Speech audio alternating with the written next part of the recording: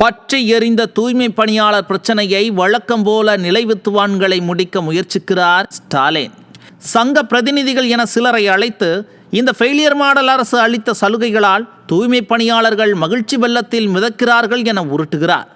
இந்த நாடகம் ரொம்ப பழசு சார். பார்த்து பார்த்து கேட்டு கேட்டு புளிச்சு போச்சு என்கிறார்கள் மக்கள். தூய்மை பணியாளர்கள் தற்போது வாங்கி கொண்டிருக்கும் சம்பளத்தை விட ஸ்டாலின் சொல்லும் தனியார் கம்பெனி குறைவான சம்பளம் தான் கொடுக்குமா?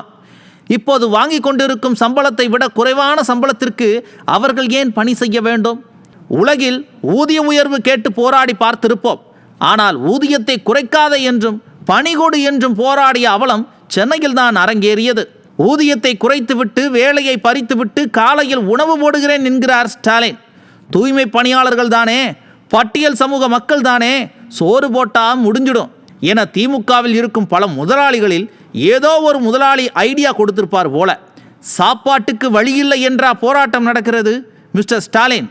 தூய்மை பணியாளர்கள் மட்டுமல்ல, ஆட்டோ ஓட்டுநர், மூட்டை தூக்கும் தொழிலாளி, ஏன் ஐடி முதல் அரசு ஊழியர்கள் வரை இங்கு யாருக்கும் சாப்பாட்டுக்கு பஞ்சம் என்ற நிலை என்றைக்கும் வராது.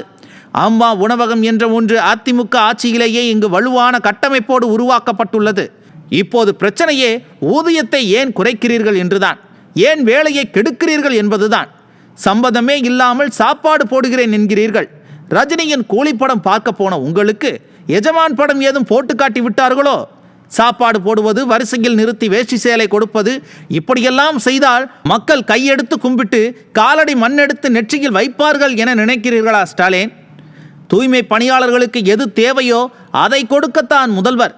முதல்வராக நீங்கள் கொடுப்பதை எடுத்துக்கொள்வதற்கு இங்கு யாரும் யாசகர்கள் இல்லை. அப்படி ஒரு மனநிலையில் நீங்கள் இருந்தால் உங்களுக்கு முதல்வர் என்கின்ற பணி கொடுத்த எஜமானர்கள் 8 மாதத்திற்கு பின்வரும் தேர்தலில் உங்களை பணியில் இருந்து தூக்கி வெளியே வீசி விடுவார்கள். சங்க பிரதிநிதிகள் என உங்களுக்கு வசதியான நபர்களை அழைத்து ஆஹா ஓஹோ என புகழ்வாட வைக்கும் நாடகமெல்லாம் நாட்டு மக்களுக்கு இனி தேவையில்லை. கோரிக்கைகளை, நீங்கள் கொடுத்த வாக்குறுதிகளை நிறைவேற்றுங்கள்.